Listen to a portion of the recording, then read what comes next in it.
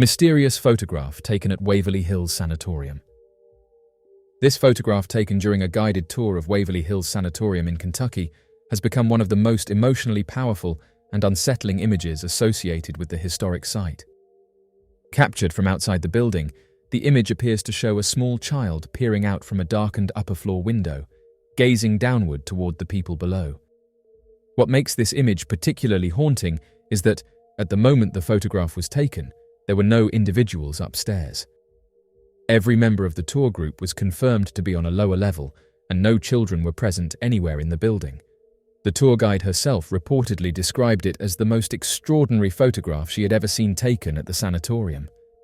Waverly Hills Sanatorium carries a long and heavy history. Originally opened in 1910 as a modest wooden structure, it was later replaced by the massive brick building completed in 1926. The facility served as a tuberculosis hospital during a time when medical knowledge was limited and the illness spread rapidly. Tens of thousands of patients passed through its halls over several decades. Many were isolated from family, subjected to harsh treatments, and left to endure long periods of suffering. This deep emotional imprint is often cited as the reason Waverly Hills is considered one of the most active paranormal locations in the United States. The figure in the photograph bears a striking resemblance to reports that have circulated for years about child spirits on the third floor. Investigators and visitors alike have described seeing or hearing a young child, often associated with a ball that can be heard bouncing when no one is present. The child is sometimes referred to as Mary, a gentle but sorrowful presence said to wander the corridors and peer from windows. The image aligns closely with these long-standing accounts, lending further credibility to the belief that these spirits remain tied to the building. What adds to the emotional weight of the photograph is the sense of quiet sadness it conveys. The figure does not appear threatening or aggressive, but instead seems watchful and alone, as though seeking connection or acknowledgement. For many who view the image, it evokes sympathy rather than fear, reinforcing the idea that Waverly Hills is not merely a place of strange activity, but a location where unresolved human experiences linger. Taken together with the building's documented history, numerous eyewitness reports, and decades of unexplained occurrences, this photograph stands as compelling evidence that Waverly Hills Sanatorium continues to hold echoes of its past.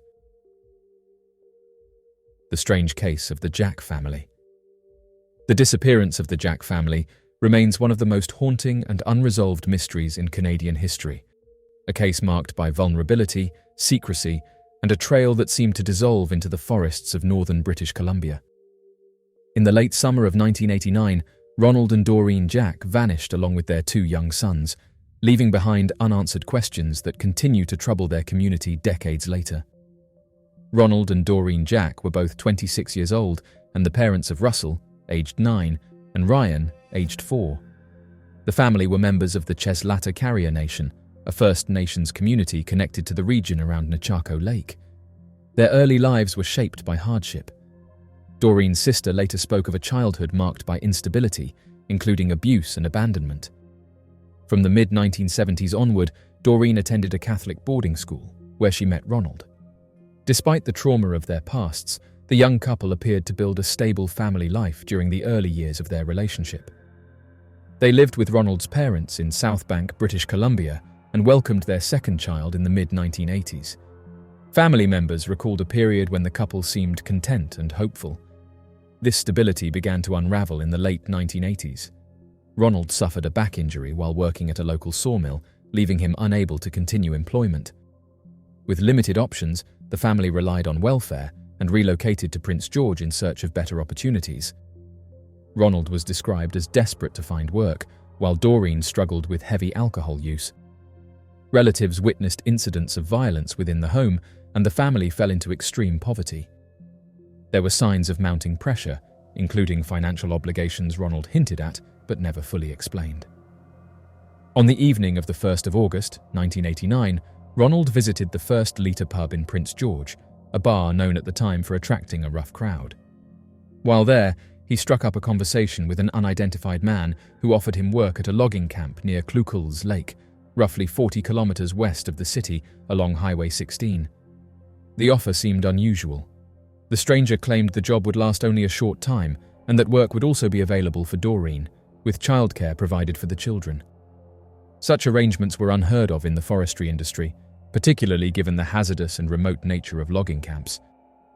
When Ronald explained that the family did not own a vehicle, the man offered to drive them himself. Shortly after 11 o'clock that night, Ronald and the stranger left the pub together and went to the family's home on Strathcona Avenue.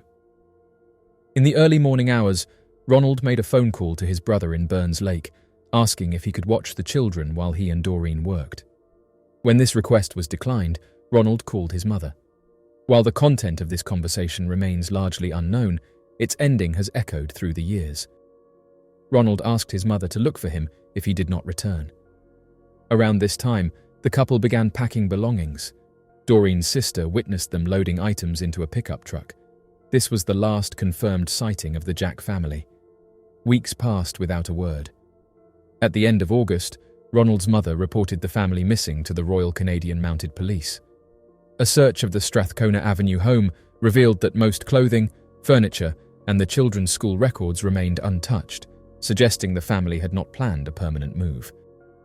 On the 7th of September, authorities mistakenly announced that the family had been located, an error that led to the case being briefly closed. For several years, there were no developments. Then, on the 28th of January, 1996, a chilling phone call revived the investigation. At 8:33 in the morning, the Vanderhoof RCMP detachment received an anonymous call stating that the Jack family were buried at the south end of an unspecified ranch. The caller hung up immediately. Though the call was traced to a residence in Stony Creek, a small Sycouse First Nations hamlet, investigators were unable to identify the individual who made it. Analysis suggested the call may have occurred during a house party, but no witnesses came forward. Even decades later, appeals for information have gone unanswered. In August of 2019, ground-penetrating radar was used to search a property on First Nations land connected to the call. No evidence was uncovered. The case remains unresolved, marked by gaps where answers should be. The mystery of the Jack family is deeply unsettling, not only because of what is unknown, but because of what is known. A vulnerable family, a stranger with an improbable offer, a late-night departure, and a final plea to be searched for if they did not return. Their story stands as a stark reminder of how easily lives can slip into silence, leaving behind only fragments, grief, and a question that has yet to find its answer. Second Bigfoot seen hiding behind Patty. The Patterson-Gimlin film, recorded in the autumn of 1967 by Roger Patterson and Bob Gimlin in the remote wilderness of Northern California, has long stood as the most famous and debated piece of alleged Bigfoot evidence ever captured. For decades, the footage has been examined frame by researchers, skeptics, filmmakers, and scientists alike. While much of the discussion has centered on the single towering figure walking across Bluff Creek, some researchers now believe the film may reveal far more than originally understood. According to this growing interpretation, the creature known as Patty may not have been alone, and a second Bigfoot may have been present, hidden quietly in the background. The film itself depicts a large, upright, ape-like figure moving steadily through a clearing, briefly turning its head toward the camera before continuing into the forest. Patty's proportions, muscle movement, and apparent natural gait have fueled endless debate about whether the footage represents a person in a costume or a genuine unknown primate. Yet recent analysis suggests that attention may have been too narrowly focused on the central figure, allowing other potential details to go unnoticed for decades. An anonymous Bigfoot researcher, who has reportedly spent many years studying enhanced versions of the film using modern digital tools, claims that one particular frame contains the silhouette of another large figure partially obscured by trees and shadows. This alleged second Bigfoot appears deeper in the forest, standing still as Patty moves across the creek bed. According to the researcher, the shape exhibits broad shoulders, a dark mass consistent with fur, and a head shape that resembles the conical form associated with many Bigfoot reports. Supporters of this interpretation argue that the figure's placement and posture do not align with rocks, tree stumps, or random shadows. Instead, they believe it appears upright, balanced, and deliberately positioned, as if observing the scene.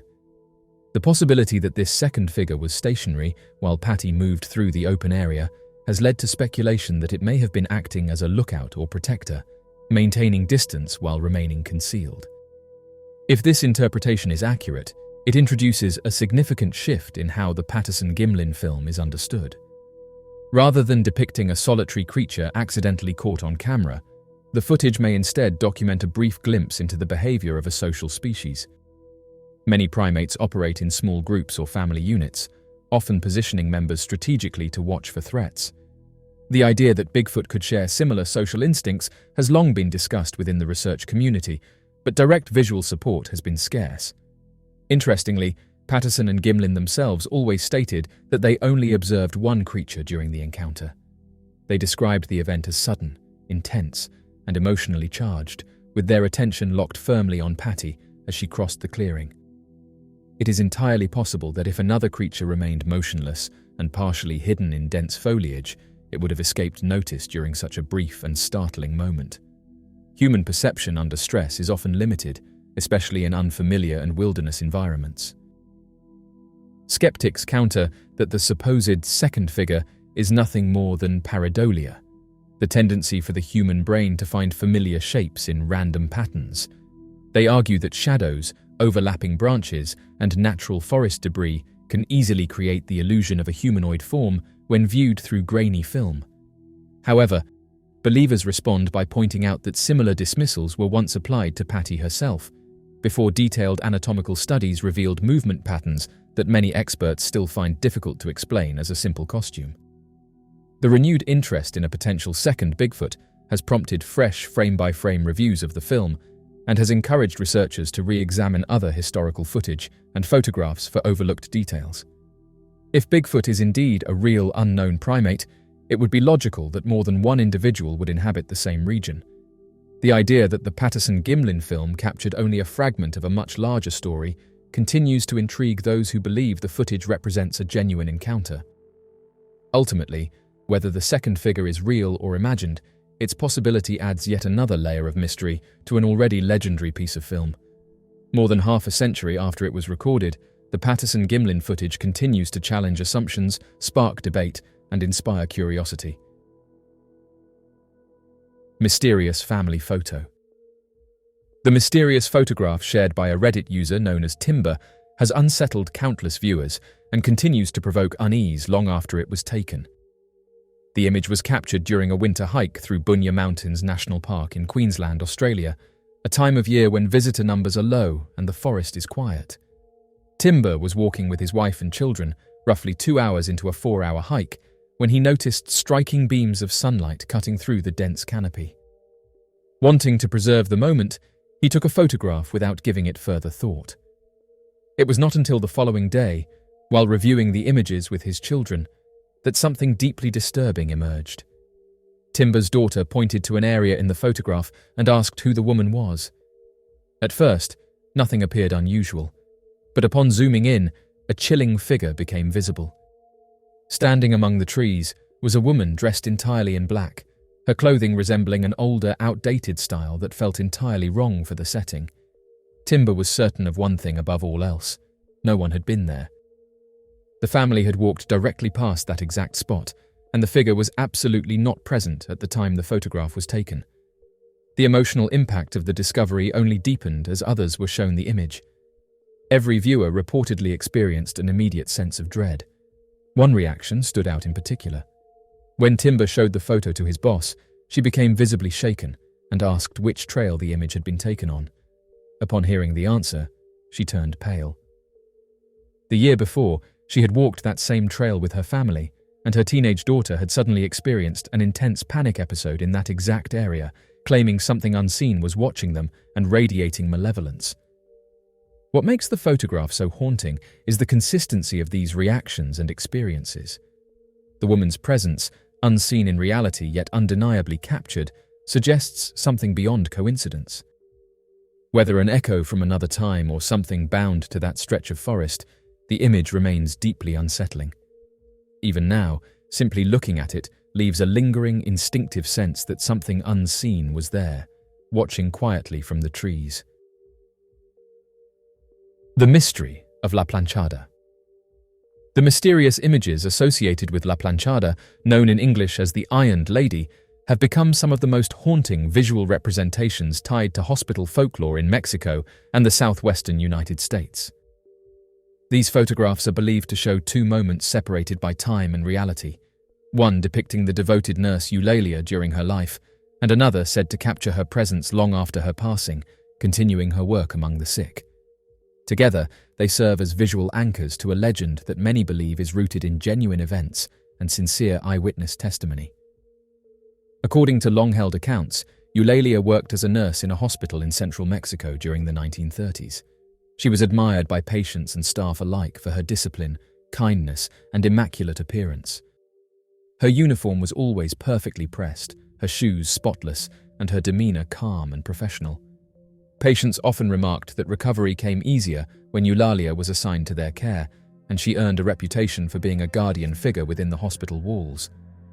Her life changed when a young doctor arrived and quickly formed a close bond with her. Their engagement filled Eulalia with hope, but that hope quietly unraveled when the doctor left to attend a medical seminar and never returned. News eventually reached the hospital that he had chosen another life elsewhere. This emotional blow weighed heavily on Eulalia, and her once tireless devotion began to fade. Overcome with sorrow and regret, she became ill herself and quietly faded away within the same hospital where she had once been a symbol of healing. Soon after, strange events began to unfold. Patients reported seeing a nurse late at night when staffing was minimal. She moved calmly between beds, adjusting blankets, checking vitals, and offering comfort. What unsettled witnesses most was her silence. Her footsteps made no sound, and she seemed to glide rather than walk. Always, she wore a flawless uniform, freshly pressed, untouched by time. By morning, patients who claimed to have been visited by her often showed remarkable improvement. When questioned, they would simply say that a nurse had come to care for them during the night. Hospital staff began referring to the figure as La Planchada, both in awe and quiet reverence. Some believe she returns out of remorse, forever making amends through acts of compassion. Others believe her devotion was so strong that it carried beyond her physical life. The images tied to her legend are seen not as tricks of light, but as rare glimpses of a spirit bound by duty, continuing her watch over those in need.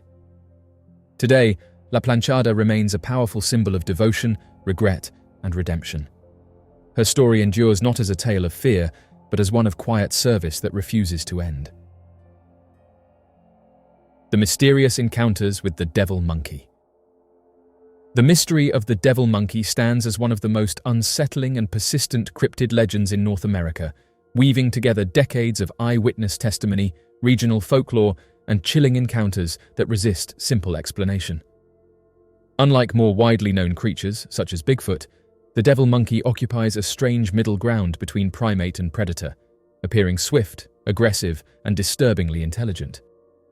Its story stretches across the Appalachian Mountains, the American South, the Midwest, and into the deserts and forests of the Southwest, suggesting a phenomenon far more widespread than many initially believed. The legend most commonly associated with the devil monkey took root near West Point, Kentucky, during the 1970s. Residents of the area reported a large, baboon-like creature prowling the wooded hills and farmland. Descriptions were remarkably consistent. Witnesses spoke of a muscular being with dark fur, glowing red eyes, sharp claws, and a long tail. It was said to move with frightening speed, leaving deep scratches on trees, fences, and barns, accompanied by a strong, unpleasant odor that lingered long after it vanished. Livestock were found severely injured or missing, and fear spread quickly through the rural community. While some attempted to connect the creature to Bigfoot, its tail, primate-like face, and agile movements set it apart as something entirely different. Earlier encounters hint that the devil monkey phenomenon did not begin in Kentucky. One of the earliest reported incidents occurred in South Pittsburgh, Tennessee, in 1934. Newspapers at the time described a mysterious animal capable of leaping across open fields with incredible speed, covering distances estimated at 20 feet in a single bound. This remarkable jumping ability led some observers to compare it to a kangaroo, a comparison that would surface repeatedly in later sightings. These early reports established a pattern that would reappear again and again, a fast-moving, aggressive creature that seemed both animalistic and unnervingly unfamiliar. The first widely recognized devil-monkey encounter occurred in 1959 near Saltville, Virginia. A couple named Boyd described an ape-like creature attacking their vehicle as they drove through the mountains. The creature reportedly struck the car with enough force to leave deep claw marks. Their daughter later described it as standing upright on powerful hind legs with shorter forelimbs and light-colored fur marked by a pale blaze along its chest. Only days later, two nurses traveling the same road experienced a similar encounter when a creature tore the roof from their convertible before fleeing into the darkness. These incidents cemented the devil monkey as a serious subject of investigation rather than mere folklore. Throughout the following decades, reports continued to surface across the United States. In 1969, researcher John Green examined claims from British Columbia involving a long-tailed, monkey-like creature that left distinctive three-toed tracks, a feature frequently attributed to devil monkeys. In 1973, researcher Lauren Coleman investigated reports from Albany, Kentucky, where multiple witnesses described three large, black, bushy-tailed creatures roaming farmland and causing extensive damage to animals. Coleman later emphasized that these reports were sincere and described creatures fundamentally different from Bigfoot, noting their tails and more primate-like appearance. Sightings did not fade with time. In the late 20th century, residents in rural Georgia described a bipedal creature with a dog-like face and a thick, bushy tail, capable of moving both upright and on all fours. These characteristics aligned perfectly with long-standing devil-monkey descriptions. More recent encounters have emerged in the American Southwest, particularly near Flagstaff, Arizona.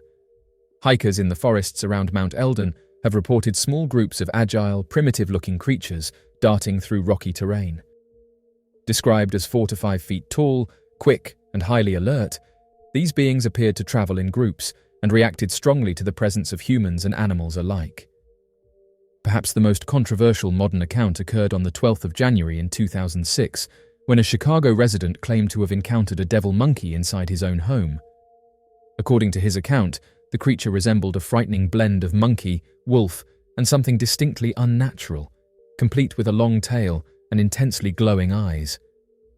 After startling the family, the creature reportedly fled on its hind legs, disappearing into the surrounding neighborhood. Following this incident, residents allegedly began reporting missing pets and strange sightings in nearby trees. Taken together, these accounts paint a consistent and deeply unsettling picture. The devil monkey is not confined to one region, one decade, or one type of environment. The black demon shark. Despite the widespread knowledge among scholars about the megalodon, a historic shark species larger than several present-day whale species, there are still claims of unrecorded sharks that surpass the great white shark in terms of size and strength. There is a widespread belief that it would have been highly unlikely for the shark species to survive, as some argue that it is impossible for any shark to grow to such an enormous size again. Nevertheless, this assertion appears to be at risk due to the emergence of tales regarding the sighting of a colossal black shark, commonly known as the black demon shark, in the vicinity of Mexico's Baja California peninsula. Several fishermen along the Mexican coast have reported sightings of a colossal black shark measuring approximately 60 feet in length. The shark bears a resemblance to a great white in terms of its body structure, but is distinguished by its dark pigmentation and exceptionally large tail. Considering the resemblance of these accounts to contemporary recreations involving megalodon skeletons, as well as their consistent tail size, some individuals have come to assume that this location could potentially serve as a hunting area for the beast. In addition, a significant number of the fishermen who have reported the sighting are experienced veterans in the field, who have never previously made such claims and had extensive knowledge of various whale species in the area. A fisherman claimed an encounter with a shark while retrieving nets. He saw a collision with his boat, prompting him to investigate. Upon reaching the stern of his boat, he observed its length to be in excess of 30 feet.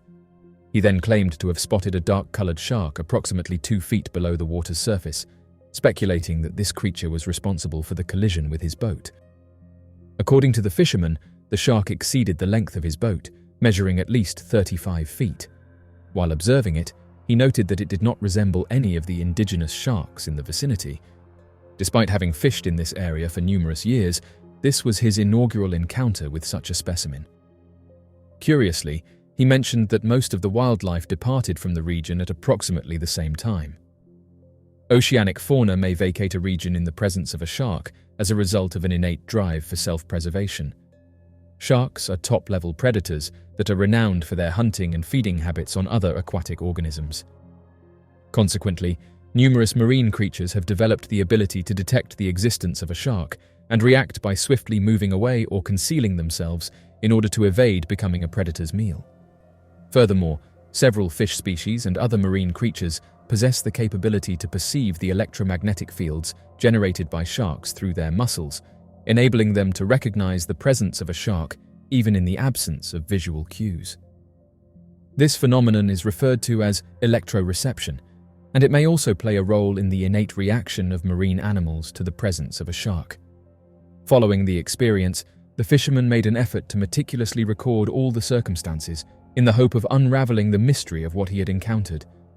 Despite the passage of several weeks, the man failed to gain any further insight into the nature of the shark.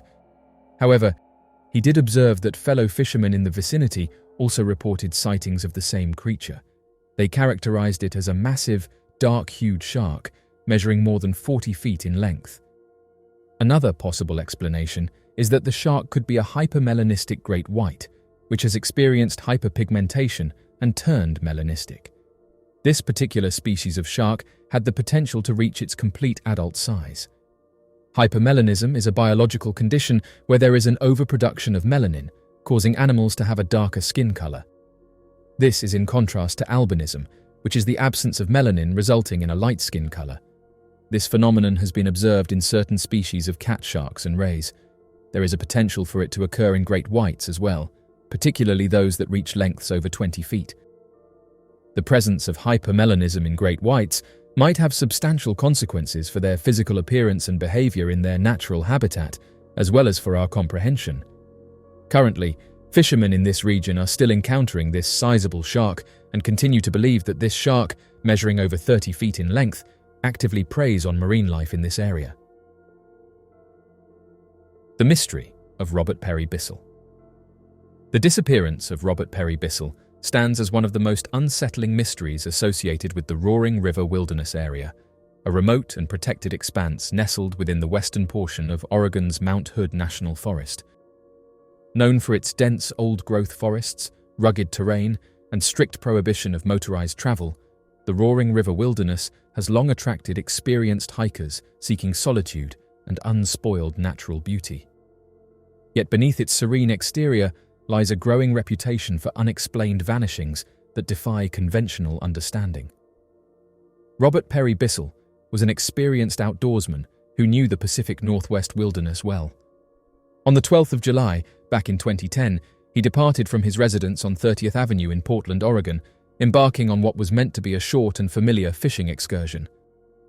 Driving his distinctive 1989 white Nissan Sentra with chrome wheel fenders, Robert headed east toward the Roaring River Wilderness, roughly a couple of hours from the city.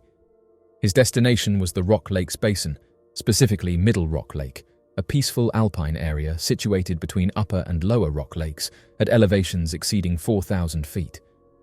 Upon arriving at the trailhead, Robert hiked into the wilderness carrying his backpack and fishing gear. He selected a quiet grove of large trees near Middle Rock Lake to set up his tent. The area was ideal for fishing, with the South Fork of the Roaring River originating between the nearby lakes. According to later findings, Robert appeared to settle in comfortably, leaving most of his supplies inside the tent while venturing out with only his fishing pole and tackle box. Days passed without any contact, but this did not initially raise concern among family members, as Robert was known for extended solo trips. However, on the 19th of July, Robert's brother Michael traveled to the area to check on him. Upon reaching Middle Rock Lake, Michael located Robert's campsite. The tent was upright, intact, and showed no signs of damage or disarray. Everything suggested that Robert had merely stepped away briefly. Michael waited near the tent for approximately an hour, expecting Robert to return, but no one appeared. Reassured by the condition of the campsite, Michael returned home, leaving a handwritten note on Robert's vehicle at the trailhead. The note urged Robert to contact the family immediately, as concern was beginning to grow. When 5 more days passed with no response, Michael returned to the wilderness. To his alarm, the campsite remained exactly as it had been before. Nothing had been moved, disturbed, or altered in any way. Recognizing the seriousness of the situation, Michael contacted the United States Forest Service and the Clackamas County Sheriff. On the 25th of July, search and rescue operations were launched. The response was swift and substantial. The Clackamas County Sheriff's Office coordinated an extensive effort involving more than 200 individuals, including trained search teams, volunteers, and law enforcement personnel. The terrain quickly proved challenging. Horses brought in to assist search teams struggled on the rocky ground, with several losing their shoes and requiring removal from the area. Despite these difficulties, the search expanded rapidly. The Oregon National Guard deployed helicopters to conduct aerial sweeps over the Rock Lakes Basin and surrounding forest. For hours, crews scanned the wilderness from above, yet nothing unusual or out of place was observed.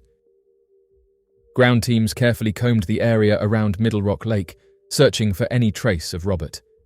His tent was documented and photographed, confirming that his camping supplies remained untouched inside. Notably absent, however, were his fishing pole and tackle box. This detail suggested that Robert had left camp intentionally and had not returned. Even so, there were no signs of struggle, no damaged vegetation, no discarded items, and no indication of distress. Bloodhounds were brought in to track Robert's scent, yet they failed to detect anything usable. No footprints, disturbed soil, or broken branches pointed toward a direction of travel. It was as though Robert had simply vanished into the wilderness without leaving a trace. The search continued for more than 11 days, but no meaningful evidence surfaced. Investigators found the lack of clues deeply troubling. There were no signs of wildlife involvement, no indications of environmental hazards that could explain such a sudden disappearance, and no logical route that Robert would have taken away from camp without his essential gear. Comparisons were soon drawn to other unexplained disappearances in nearby regions, including Larch Mountain, just 10 miles to the north. The broader Cascade Mountain range had, over the years, become associated with similar baffling cases. As time passed, the search was scaled back, though the investigation remained open. Robert Perry Bissell's name was entered into national missing persons databases, and information about his disappearance continues to circulate. The Clackamas County Sheriff's Office still reviews tips and follows up on any potential leads, no matter how small. The Roaring River Wilderness remains unchanged, its forests standing silent and unmoved by the unanswered questions they hold. The strange case of Joshua Lewis Kern. The mystery of Joshua Lewis Kern remains one of the most unsettling and perplexing incidents associated with the remote wilderness surrounding Harriman State Park, an expansive and often overlooked region resting within the greater Yellowstone ecosystem. Though not as widely visited as nearby Yellowstone National Park, Harriman State Park carries an atmosphere that many describe as deeply unsettling, a place where the natural beauty seems intertwined with an unspoken sense of unease. Surrounded by dense forests, wetlands, and large bodies of water, the park has become quietly associated with a troubling pattern of unexplained disappearances, many of which defy logical explanation.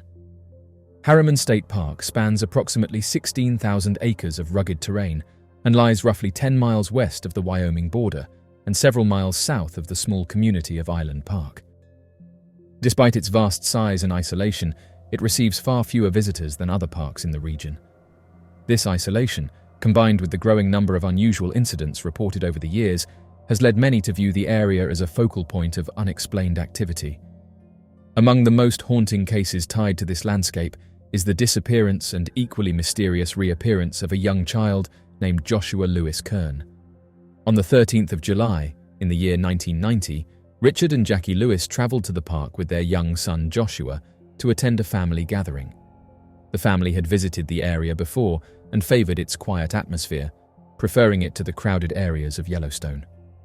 Joshua, believed to be only 2 years old at the time, was enjoying the afternoon among relatives in an open campground setting. According to investigators, Joshua was last clearly seen sitting on a camping bench approximately 1 hour into the gathering. Within only a few minutes, the situation changed dramatically. Joshua was no longer visible, and his parents quickly realized something was wrong. They immediately began calling out his name and searching the immediate area. At first, the situation did not seem alarming, as the campground was open and relatively small. However, as minutes turned into half an hour, it became increasingly clear that Joshua had vanished without explanation. The family expanded their search, checking nearby trails and wooded areas surrounding the campground. Despite their efforts, there was no sign of the child. After roughly 1 hour of searching, Richard and Jackie contacted local authorities at approximately 3 in the afternoon, requesting urgent assistance. What followed was a massive and rapid response rarely seen in cases involving such a young child. Within 2 hours, more than 150 search and rescue volunteers flooded into the park. Fremont County authorities coordinated the operation, and the Idaho National Engineering Laboratory provided advanced support in the form of a helicopter equipped with forward-looking infrared technology. Multiple canine search teams were also deployed, and aerial searches began almost immediately. The urgency was unmistakable, and the atmosphere quickly became tense. Adding to the strangeness of the case was the sudden and unexpected change in weather. Despite forecasts predicting clear skies, a powerful storm moved into the area shortly after the search began. Heavy rain fell relentlessly, washing over the terrain and creating hazardous conditions for search teams. Trails became muddy and impassable, debris littered the forest floor, and visibility dropped significantly.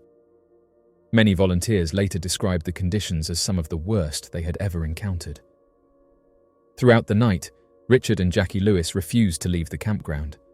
They remained on site despite the downpour, searching tirelessly and holding on to hope that their son would be found.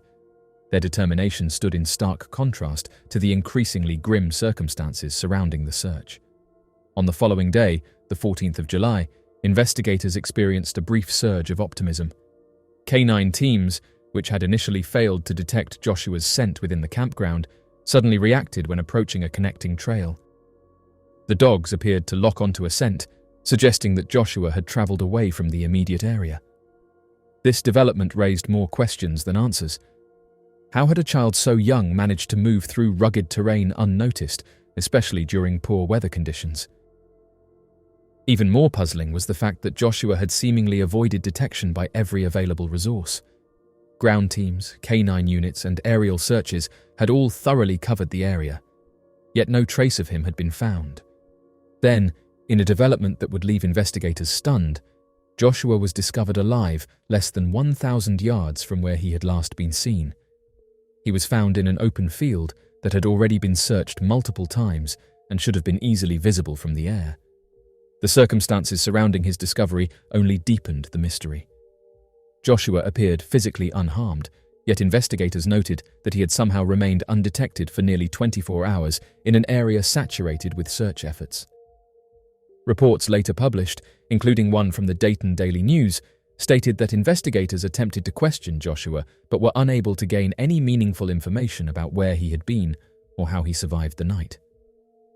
Fremont County Sheriff Garrett openly acknowledged the strange nature of the case, stating that it was uncertain whether officials would ever truly understand what happened during Joshua's disappearance. Early theories suggested that another camper might have taken Joshua and later returned him, but this idea quickly fell apart. Roads had been blocked, search teams were stationed throughout the area, and any movement in or out of the park would almost certainly have been noticed. To this day, no explanation has adequately accounted for how Joshua vanished so completely, avoided detection by advanced technology, and then reappeared in a location that had already been searched extensively. His case stands as a chilling reminder that even in the presence of overwhelming resources, some mysteries refuse to be solved.